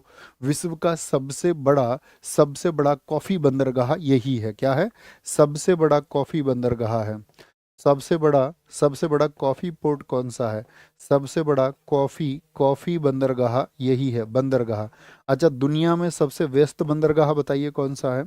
सबसे सबसे व्यस्त बंदरगाह कौन सा है? सबसे व्यस्त, जैसे भारत में मुंबई है, सबसे व्यस्त जो बंदरगाह है वो है आपका दुनिया में संघाई। क्या बोलोगे? संघाई चाइना, संघाई चाइना, ये सबसे ज्यादा व्यस्त बंदरगाह। उस भी वहां पर इतनी भीड़ है जैसे कि कोई देश हो वहां पर अपना एक अलग ही बंदरगाह पर। नेक्स्ट, जुलू जनजातियां निम्नलिखित राष्ट्रों में से किस में पाई जाती है? जुलू, आपको पता भी होगा, जुलू को लेकर के तो इतिहास में भी आप पढ़ते हैं, जुलू वॉर कई बार पढ़ा जाता है। न्यूजीलैंड में है, ऑस्ट्रेलिया में है, आपका मोरक्को में, या फिर दक्षिण अफ्रीका में। क्या बोलोगे? दक्षिण अफ्रीका में। न्यूजीलैंड में याद रख लेना माओरी, क्या बहुत पूछा जाता है और अकेला नाम पूछा जाता है, माओरी। माओरी न्यू जींस मुझको दिला दो, ओरी। दक्षिण अफ्रीका में क्या बोलोगे? बुशमैन है, बुशमैन रहते हैं यहाँ पर। जो कालाहारी मरुस्थल है ना, जो कालाहारी डेजर्ट है, वहां पर पाए जाते हैं। कहाँ पर? कालाहारी मरुस्थल में, कालाहारी मरुस्थल में, कालाहारी मरुस्थल में पाए जाते हैं। आइनू बताओ कहाँ की है? आइनू जो ट्राइब पाई जाती है, आइनू, तो आइनू भैया जापान में बहुत पॉपुलर ट्राइब है, जापान में। मसाई बताओ कहाँ की जनजाति है? मसाई, तो मसाई आपका ये वर्ल्ड ज्योग्राफी में पूछा जाता है, केन्या का। बद्दू बताओ, बद्दू कहाँ की जनजाति है? बद्दू, तो बद्दू है आपका सऊदी अरब की। कहाँ की है? सऊदी अरब की है। पिग्मी बताओ, पिग्मी जनजाति कहाँ पर निवास करती है? पिग्मी, पिग्मी जो ट्राइब है साथी, वो कहाँ पर निवास करती है? तो पिग्मी निवास करती है आपका कांगो में। कहाँ पर? कांगो में, कांगो में निवास करती है। सेमांग बताओ, सेमांग कहाँ की जनजाति है? सेमांग, तो सेमांग आप कहना मलेशिया की जनजाति है। किसकी? मलेशिया की जनजाति है। बेद्दा बताओ, बेद्दा कहाँ की जनजाति है? बेद्दा, बेद्दा कहाँ की जनजाति है? तो बेद्दा है आपका श्रीलंका की, नहीं, हाँ श्रीलंका की। बेद्दा कहाँ की है? श्रीलंका की जनजाति है। क्या बोलेंगे? श्रीलंका की जनजाति है। नूबा बताओ, नूबा ट्राइब कहाँ की है? तो नूबा है आपका सूडान की ट्राइब। क्या बोलोगे? सूडान की। एक मैंने भारत की बताई थी आपको, सेंटिनलीज, बताओ जरा, आपको सोमपेन भी बताई थी मैंने, ये कहाँ की है? सेंटिनलीज कहाँ की है? बताएंगे जी, सेंटिनलीज कहाँ की है भारत में? सेंटिनलीज, बताओ जी, क्या बोलेंगे? विश्व के 7 अजूबों की नई सूची में सम्मिलित नहीं है। 7 अजूबों में कौन नहीं आता है? क्या एफिल टावर आता है? नहीं भैया, एफिल टावर नहीं आता है। 7 अजूबे आप देख लेना, ताजमहल है, चाइना वॉल है आपका, जॉर्डन के पेट्रा है, माचू पिच्चू है। अच्छा ये बताओ, चलो माचू पिच्चू कहाँ पर है? किस देश में है माचू पिच्चू? तो माचू पिच्चू है आपका पेरू, और पेरू की राजधानी है लीमा। एक रोम कॉलेजियम बताओ कि कहाँ पर है? रोम कॉलेजियम, ये आपका क्या बोलेगे? 7 अजूबों में आते हैं। रोम कॉलेजियम कहाँ पर है? ये आपका इटली में है, इटली में। और मुझे बताओ साथी आपसे, क्राइस्ट रिडीमर कहाँ पर है? क्राइस्ट रिडीमर की जो प्रतिमा है आपका, वो कहाँ पर है? क्राइस्ट रिडीमर, तो क्राइस्ट रिडीमर है आपका ब्राजील में। चिचेन के जो पिरामिड है वो कहाँ पर है? चिचेन, चिचेन पिरामिड कहाँ पर है बताओ? चिचेन पिरामिड वो कहाँ पर स्थित है? तो चिचेन पिरामिड है आपका मैक्सिको में। क्या बोलोगे? मैक्सिको में, मैक्सिको में, ठीक है, मैक्सिको में। एक याद रख लेना, दुनिया का जो 8वां अजूबा, जैसे पहले एक बार आपका ताजमहल को घोषित किया गया था, फिर बाद में उसको चेंज कर दिया गया, वो 7 में आ गया। तो 8वां अजूबा फिर किसको घोषित किया गया, वो याद रख लेना। जो एट्थ आता है ना, एट्थ, वो आता अंकोर वाट का टेम्पल। क्या? अंकोर वाट का टेम्पल, बताओ किस देश में अंकोर वाट का टेम्पल? अंकोर वाट का मंदिर किस देश में स्थित है? तो अंकोर वाट का जो मंदिर है वो साथी आपका भगवान विष्णु जी के लिए है, और दुनिया का सबसे बड़ा टेम्पल है। ये क्या है? दुनिया में सबसे बड़ा मंदिर कौन सा है? दुनिया का सबसे बड़ा जो टेम्पल है, दुनिया का सबसे बड़ा जो मंदिर है वो अंकोर वाट है। और कहाँ पर है? ये कहाँ पर है साथी? आपका कंबोडिया में है, कंबोडिया। क्या कंबोडिया की राजधानी आप मुझे बता सकते हैं कोई? देखना शुभम भाई जो सबसे पहले बताएं। ये कंबोडिया में स्थित है, और इसको किसने बनवाया था? इसका जो निर्माण करवाया था वो साथी आपका खमेर राजा थे। कौन थे? खमेर शासक, खमेर शासक थे आपका, जिनका नाम था सूर्यवर्मन सेकंड। कौन थे? सूर्यवर्मन सेकंड ने इसको बनवाया था, सूर्यवर्मन सेकंड ने बनवाया था। तो दुनिया का 8वां अजूबा भी इसको कहा जाता है, 8वां अजूबा। भैया कंबोडिया की नाम पेन है, और ऋतिक भाई ने सबसे पहले आंसर किया है। नवीन सर के सैनिक ने गलत आंसर किया है, यरूशलेम। यरूशलेम बच्चू इजराइल की राजधानी है। जनांकिकी लाभ का क्या अर्थ है? यानी कि डेमोग्राफिक एडवांटेज मीन्स, अगर डेमोग्राफी बढ़ रही है, जनसंख्या बढ़ रही है, जैसे चाइना में तो रोक लिया तो बूढ़े ज़्यादा लोग हो गए, तो स्त्री पुरुष अनुपात में तेजी से घटत होगी, ऐसा तो जरूरी नहीं है। दोनों बढ़ाए जाए समान रूप से, दोनों बढ़े। नगरीय जनसंख्या बढ़े, जरूरी नहीं हो सकता ग्रामीणों की, ग्रामीण जनसंख्या ज़्यादा बढ़े, वो तो शहरीकरण के ऊपर निर्भर करेगा। हाँ, कार्यकारी जनसंख्या जरूर मिलेगी, क्योंकि युवा लोग बढ़ेंगे और आपका कार्यबल जो है करने वाले लोग ज़्यादा होंगे। कार्यबल की आयु सीमा कितनी बताई गई है बताओ? जो आपका वर्किंग है उसकी आपका एज लिमिट कितनी बताई गई है? तो एग्जाम्स में बहुत पूछा जाता है, 15 से 59 ईयर्स आती है। 15 से 59 ईयर्स क्या बोलोगे भैया? 15 से 59 वर्ष होती है। सोनार का पूरा नाम क्या होता है? सोनार साउंड बोलोगे जी, साउंड न्यूट्रलाइजेशन एंड रेंजिंग नहीं, साउंड नेविगेशन एंड रेंजिंग होगा। साउंड नेविगेशन एंड रेंजिंग होगा, ये सोनार होता है। क्या बोलोगे? और सोनार कैसे दिखता है? पानी के नीचे, पानी के नीचे क्या दूरी है, क्या दिशा है, क्या गति है, क्या बोलेंगे? आपको कोई दूरी नापनी है, कोई दिशा नापनी है, कोई गति नापनी है, दूरी दिशा और गति नापनी है, तो ये होता है आपका सोनार। क्या होता है? सोनार। और सोनार में कैसी फ्रीक्वेंसी होती है? आपका हाई फ्रीक्वेंसी होती है, उच्च आवृत्ति होती है। कैसी? हाई फ्रीक्वेंसी होती है, हाई फ्रीक्वेंसी, ठीक है। और याद रखना इसमें जो तरंगे होती हैं वो कैसी होती हैं? अल्ट्रासोनिक तरंगे होती हैं। कैसी होती हैं? अल्ट्रासोनिक वेव्स का इस्तेमाल होता है, अल्ट्रासोनिक तरंगों का इस्तेमाल होता है।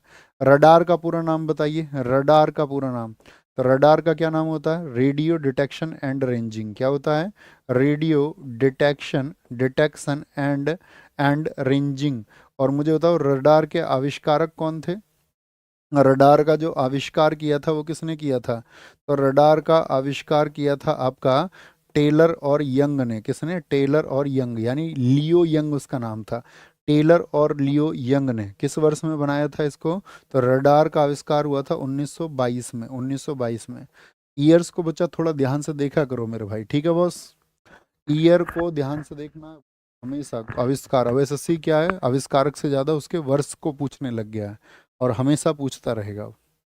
टिंडल प्रभाव प्रकाश के रिक्त स्थान से संबंधित है। किससे संबंधित है? बोलो भैया, रिक्त स्थान से ही संबंधित है। बोलो भाई फटाफट से। भैया मैं कभी कमेंट नहीं करती। बोलो भाई, नहीं अब करो ही मत फिर। ये सही तरीका, कभी कमेंट नहीं करती, आज कर रही हूँ। बहुत बढ़िया, आज भी तुमने गलत किया है, करना ही नहीं था। बोलो भी, इसके लिए हेल्पलाइन नंबर पे कॉल करो, कमेंट नहीं करना है। टिंडल प्रभाव प्रकाश के रिक्त स्थान से संबंधित है, ठीक है अपना। अब तुम लोग क्या करते हो, जैसे हेल्पलाइन नंबर है आपके लिए, तो हेल्पलाइन नंबर पे आपने किया कॉल, कॉल लगाए जा रहे हो। अरे भैया उसमें टाइम है 9 बजे से 6 बजे तक, ये लगा लो। नहीं जा रहा तो व्हाट्सएप नंबर है वहीं पे, व्हाट्सएप छोड़ दो। ऐसा नहीं कि लगातार हाय हेलो, हाँ जी मेरा जवाब क्यों नहीं दे रहे हो, 15 मिनट वेट कर लो। अगर आपकी सही समस्या है, आपके पास कोई और रास्ता है उसको सॉल्व करने का, तो वो कर लो, नहीं तो इंतजार करो जब तक वो सॉल्व ना हो। तो 1-2 दिन में वो अपना आप सॉल्व हो जाता है आपके पास में, वो खुद ही उसको सॉल्व आउट कर देंगे, ठीक है। तो हम सब करें जी भैया, यही फॉलो करेंगे। तो टिंडल प्रभाव परावर्तन की वजह से होता है। परावर्तन की वजह से आप कहेंगे नहीं, प्रकीर्णन की वजह से होता है। और जो स्कैटरिंग होती है इसी की वजह से क्या होता है? आसमान नीला होता है। क्या होता है? आसमान का रंग कैसा होता है? आसमान नीला होता है, नीला, याद रख लेना, ठीक है। आसमान कैसा होता है? नीला होता है इससे। और जैसे अंतरिक्ष काला क्यों होता है फिर? जो स्पेस होता है वो काला काला क्यों दिखता है? तो अंतरिक्ष काला इसलिए होता है क्योंकि वहां पर प्रकीर्णन नहीं होता। अंतरिक्ष काला किस लिए होता है? क्योंकि वहां पर स्कैटरिंग नहीं होती, प्रकीर्णन नहीं होता। क्या बोलोगे? वहां पर प्रकीर्णन नहीं होता, प्रकीर्णन नहीं होता। याद रख लेना। जैसे हम बोल रहे हैं नीला रंग, तो नीले रंग का क्या होता है? आवृत्ति। आवृत्ति क्या होती है इसकी? इसकी फ्रीक्वेंसी रेड के मुकाबले ज़्यादा होती है, याद रखना। इसकी आवृत्ति क्या होती है? अधिक होती है लाल के मुकाबले। क्या बोलोगे? तो प्रकाश की तुलना में अधिक प्रकीर्णन हो जाता है आपका, यानी रेड से ज़्यादा हो जाता है, ओके। अच्छा, जैसे हम प्रकाश की बात करें, विवग्योर सबको क्लियर होगा? बोलो भाई फटाफट से, बोलो भाई फटाफट से, सारे लोग बताएंगे। क्लियर है? हाँ जी, हाँ जी क्लियर है। तो ये मुझे बताओ आप फटाफट से, जैसे कि अपवर्तन है, अपवर्तन की वजह से कौन कौन से कारण होते हैं? अपवर्तन की वजह से, जैसे जो छड़ी है उसको आप डुबो दोगे तो वो कैसी दिखेगी छड़ी? वो टेढ़ी दिखती है। सिक्का क्या दिखेगा? पानी में उठा हुआ प्रतीत होगा, ठीक है। शाम के और सुबह के समय क्या होता है? सूर्योदय को लाल होना, उसके कारण भी कई बार स्कैटरिंग होती है, अपवर्तन भी होता है, ठीक है। ये बात याद रख लेना, ओके। अच्छा, सूर्य में जो प्रकाश की चाल है वो कितनी होती है ये बताओ?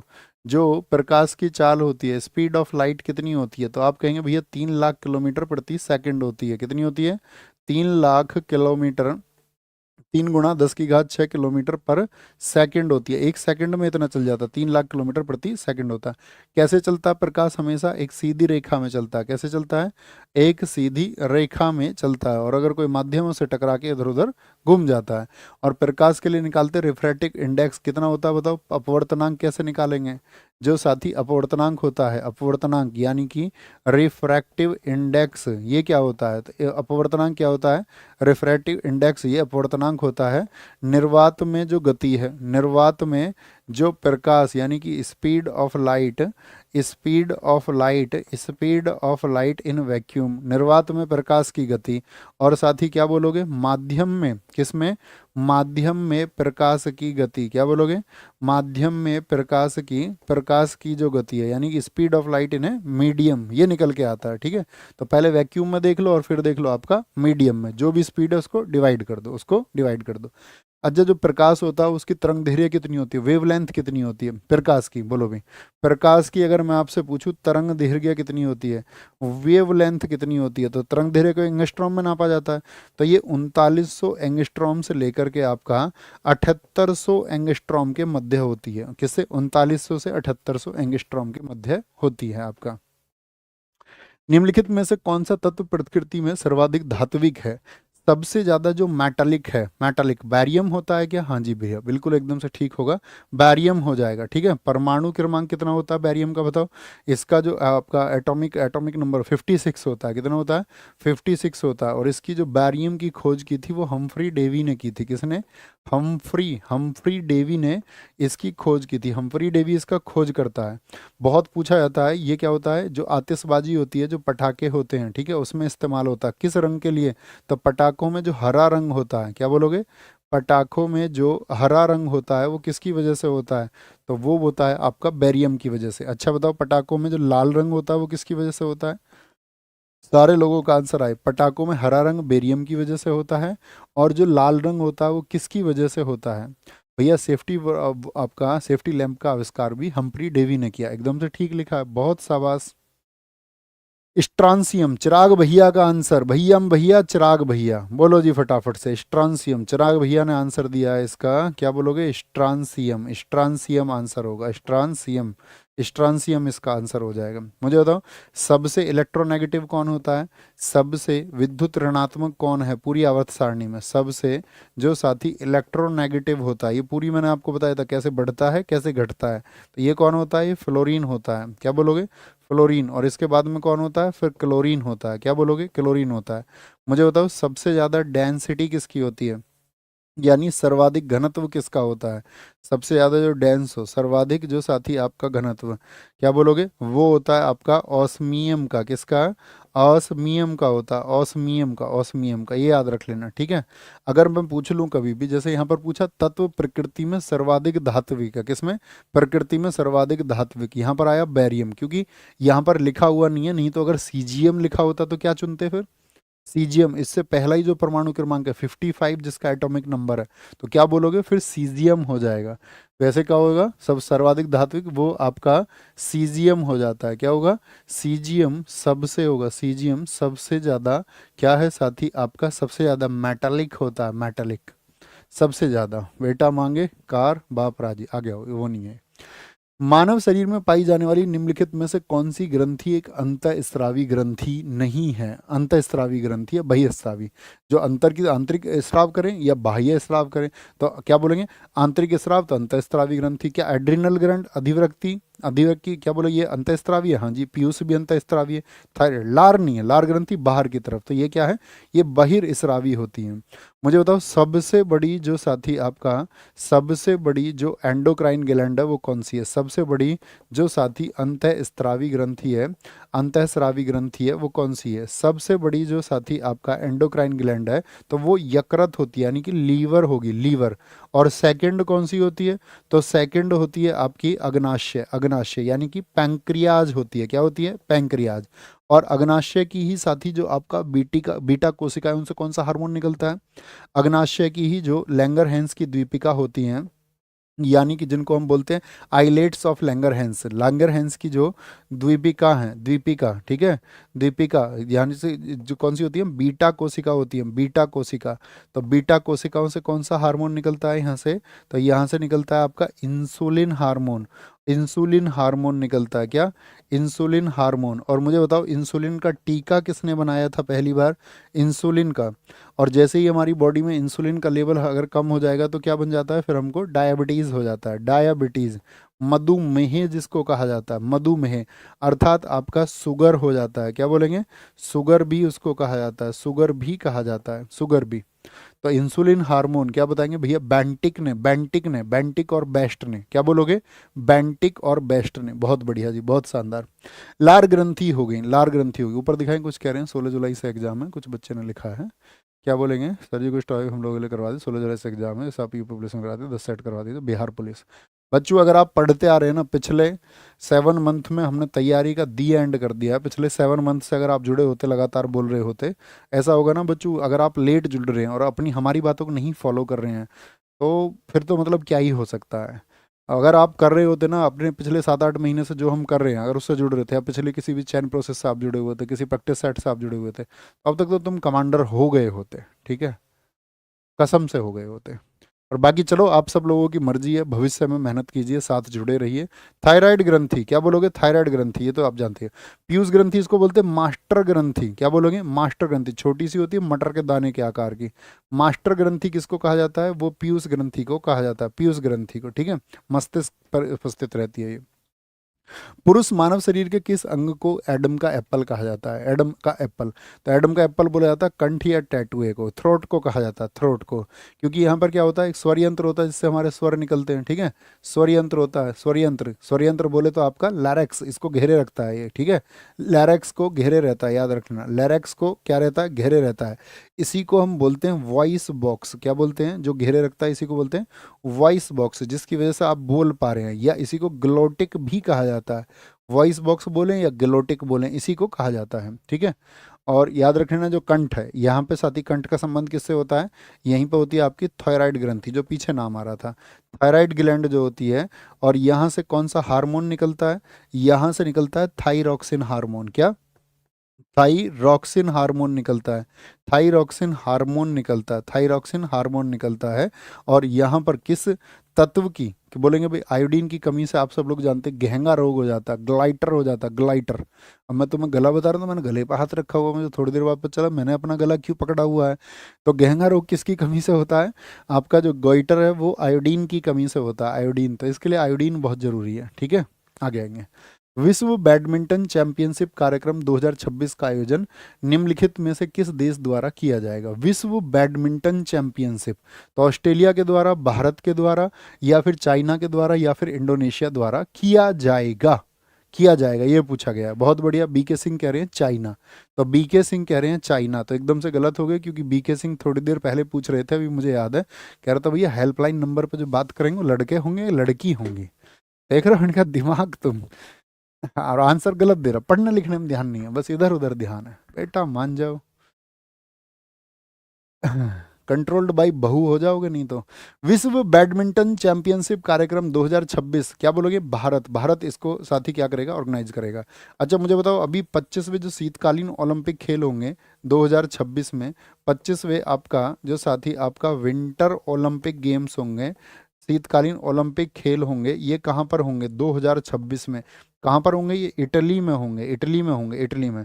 चौथे साथी जो अभी आपका रिसेंट में चौथे मतलब होने वाले हैं, चौथे जो आपका ग्रीष्म ग्रीष्म ग्रीष्मकालीन युवा ओलंपिक होंगे, यानी summer youth Olympic, summer youth Olympic, युवा ओलंपिक, ये साथी आपका किस वर्ष में, किस वर्ष में, तो आप कहेंगे 2026 में होंगे, और ये होंगे डकार में, डकार, डकार बताओ किसकी कैपिटल है, डकार, सबका आंसर आना चाहिए, किसकी कैपिटल है, बोलो भी फटाफट से, बोलो भी, क्या बोलेंगे, तो आप कहेंगे भैया डकार जो है आपका सेनेगल की राजधानी है, सेनेगर की। आप मुझे बताओ 10वां T20 वर्ल्ड कप, क्या बोलोगे, 10वां T20 जो वर्ल्ड कप है, T20 वर्ल्ड कप जो 2026 में होगा, वो किसके द्वारा, तो क्या बोलेंगे, इंडिया और श्रीलंका में आयोजित होगा, इंडिया और श्रीलंका में आयोजित होगा।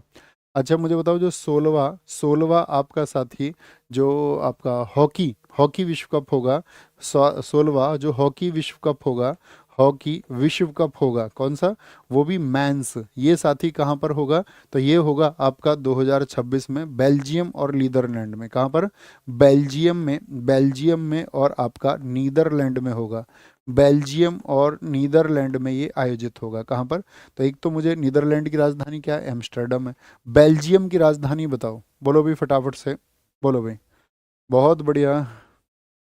यार तुम ऐसा क्यों लिखते हो, मैं पहली बार कमेंट कर रहा हूँ, इसका मतलब क्या है, यहीं पर ताल में कुछ काला हो जाता है, जो पहले लिख रहा है ना, पहली बार कर रहा हूँ, इसका मतलब है उसको आइडेंटिफाई कराना चाह रहा है। आगे आएंगे। पढ़ो पढ़ो, सिर्फ पढ़ाई करो, पढ़ाई करो, सिलेक्शन लो। जिन चीज़ों की ज़रूरत है, जिस चीज़ उद्देश्य के लिए पढ़ाई शुरू की थी, वो अचीव करना है, वो आपका ऑब्जेक्टिव होना चाहिए, आपके हमेशा नज़र में वो होना चाहिए, हर एक दिन होना चाहिए, हर पल होना चाहिए, जब जब आपका समय खराब हो तब तब आपको होना चाहिए। और प्राइम ऑब्जेक्टिव आपका सफलता होना चाहिए। बाकी दुनिया की सारी चीज़ों का मैं कहूँ तो कोई अर्थ नहीं है। ठीक है ना। अपने जीवन में कल तुम कामयाब होकर के बिजी हो जाओगे, है ना, कल तुम सिलेक्शन लेकर के कहीं और कुछ और राह पकड़ोगे, है ना, तो हम तो कहेंगे कुछ और राह पकड़ के आगे कामयाब होते रहिए। तो कहने का मतलब यही है कि वो सफलता ज़्यादा ज़रूरी चीज़ है, बातें उतनी ज़्यादा ज़रूरी नहीं है, तारीफ करना मेरी कमेंट सेक्शन में लिखना उतना ज़्यादा ज़रूरी भी नहीं है, और सच में ज़रूरी नहीं है। ऐसा नहीं कि बेवजह, सच में ज़रूरी नहीं है वो। ज़रूरी है तो आपका कामयाब होना, और नहीं तो फिर अपना भी कोई अर्थ नहीं है, क्योंकि आपकी कामयाबी पर हमारी सफलता निर्भर करती है। खेलो इंडिया बीच गेम्स 2025 की पदक तालिका में शीर्ष स्थान किस राज्य ने प्राप्त किया? महाराष्ट्र, नागालैंड, मणिपुर। तीनों के पाँच पाँच गोल्ड आए भैया। क्या बोलेंगे भैया? तीनों के पाँच पाँच गोल्ड आए हैं। तीनों के कितने कितने गोल्ड आए हैं? बोलो। तीनों के पाँच पाँच गोल्ड आए। महाराष्ट्र के भी 5 गोल्ड आए, नागालैंड के भी 5 गोल्ड आए, मणिपुर के भी आपका 5 गोल्ड आए। तो लेकिन इनमें जो पहला स्थान आया वो आया मणिपुर का, क्योंकि इसके क्या थे, इसके सिल्वर ज़्यादा है, इसके 6 सिल्वर आए, इसके 3 सिल्वर आए, और इसके 5 सिल्वर आए। तो भाई गोल्ड बराबर है तो सिल्वर देखे जाएंगे मणिपुर में। कहाँ पर आयोजन, कहाँ पर हुआ था खेलो इंडिया बीच गेम्स का? तो ये पहली बार था आयोजन, ये पहली बार था, पहली बार, इसीलिए ज़्यादा इंपॉर्टेंट है। पहली बार हुआ था, और कहाँ पर हुआ था? पहली पहली बार बलिए, क्या बोलोगे? घोंगला बीच पर। गाना पूरा करो। दीव के घोंगला बीच पर ये हुआ था। और ये कि यहाँ पर क्या कर रहे हैं, जितने भी हमारे तटीय और समुद्री खेल हैं उनको बढ़ाना चाह रहे हैं, यानी कि कोस्टल और मरीन गेम्स जो है उनको बढ़ावा देने, उसके लिए पहली बार भाई दीव क्या है, ये आपका क्या बोलेंगे, समुद्र तट पर है। यहाँ का जो घोगला, घोगला आपका साथी बीच है, वहाँ पर इनको आयोजित किया गया है। समझे? आगे आएंगे। बीच वॉलीबॉल कोर्ट की लंबाई कितनी होती है? बीच पे खेला जाता है वॉलीबॉल भी, ये आपको पता होना चाहिए, और ये इंपॉर्टेंट क्वेश्चन है, एसएससी कई बार इसको रिपीट कर चुकी है। हम आपको कक्षा में बता चुके थे, और होमवर्क में जो भी साथी कक्षा को बाद में देखा करें, मेरी रिक्वेस्ट है उस सबसे अपना अनुशासन में रहते हुए आंसर जरूर लिखा करें, ठीक है। हाँ ठीक है, आशीष नागर जी ने लिखा है दिल गया हार बलिए, ये भी ठीक है। तो पढ़िए बॉस, मेहनत करिए, अपना ख्याल रखिए बहुत सारा। और आप जानती हो धीरे धीरे हम इसके समापन की तरफ चले जाएंगे अब। और इस वीक में हमारा कितना और 3 क्लास और हो जाएंगी, तो नेक्स्ट वीक में फिर ख़त्म हो जाएगा। अच्छा, पता है ना इस सीरीज़ के ख़त्म होने के बाद में कौन सी सीरीज़ को करना है? बताओ फटाफट से। इस सीरीज़ की तरफ जाएंगे, धीरे धीरे टाइम निकाल के अपने आप को प्रैक्टिस में रखना है ना। और आपका थ्योरी के मैंने कहा ना, डेली का जीएस का ये रखिए कि 3 4 5 टॉपिक आप अपने जो नोट्स आपके तैयार हैं पहले से, तो 3 4 5 टॉपिक जीएस के रिवाइज कर लिया करो। किसी दिन 2 3 टॉपिक आपका ज्योग्राफी के कर लिए, टिक लगा दिया, ये मैंने अब किए। नोट्स बना लो, अपना शॉर्ट नोट्स बना लो, लिख लो उसमें कि भैया ये हम कर चुके थे इस डेट को। फिर जब लंबा समय हो जाए तो एक बार फिर रिवाइज कर लो, फिर धीरे धीरे आपकी मतलब फिंगर टिप्स हो जाएंगे। जब आप शुरू में तैयारी करते हैं ना, और बिना मन के करते हैं 6 महीने 1 साल, तब मुश्किल होता है। लेकिन अगर आप मन से पढ़ लिया 6 महीने 1 साल बहुत अच्छे से, तो तुमको चीज़ें समझने आज लग जाएंगी। और चीज़ें एक बार जब समझ में आने लग जाएं, तैयारी अच्छी हो जाए, रिवीजन अच्छा कर रहे हैं, तो फिर मॉक टेस्ट की तरफ, यानी कि फिर अपना टेस्ट टेस्ट अच्छे से लगाइए, मॉक टेस्ट अच्छे से ज्वाइन कीजिए, और अपनी स्पीड को, जैसे मैथ्स है तो फिर वहाँ पर फिर खेल हो जाता है सारा स्पीड का और एक्यूरेसी का। तो करते रहिए, सब होगा अच्छे से। और अपना ख्याल रखिए। बाय बाय, नमस्ते।